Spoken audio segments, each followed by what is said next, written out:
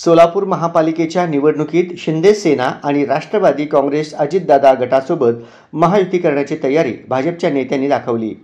दुसरीकडे काँग्रेसच्या नेत्यांनी राष्ट्रवादी काँग्रेस शरद पवार गट उद्धव सेना या दोन पक्षांप्रमाणे एमआयएम आणि माकपला सोबत घेण्याचे संकेत दिले। राज्याच्या नगरविकास खात्याने महापालिका आयुक्तांना प्रभाग रचना करण्याचे आदेश दिले आहेत। यामुळे शहरात निवडणुकीचा माहोल तयार झालाय। महापालिकेत प्रशासकीय राजवट येण्यापूर्वी भाजपची सत्ता होती। शिवसेनेकडे विरोधी पक्ष नेतेपद होते। राज्यात आता भाजप, शिंदे सेना आणि अजितदादा गटाच्या महायुतीची सत्ता आहे।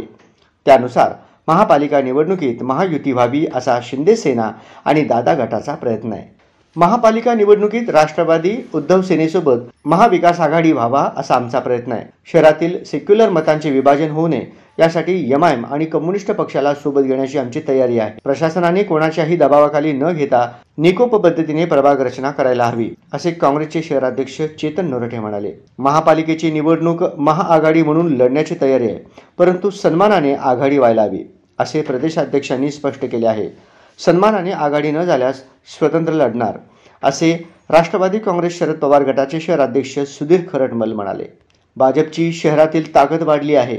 अनेक कार्यकर्त्यांनी विधानसभा निवडणुकीत आमदारांचे काम केले, त्यामुळे त्यांना महापालिकेत संधी मिळावी असे वाटू शकते। पक्षाच्या आदेशानुसार आम्ही महायुतीसाठी तयार आहोत। एखाद्या दुसऱ्या प्रभागात जागा वाटपावरून मित्र पक्षासोबत वाद होऊ शकतात।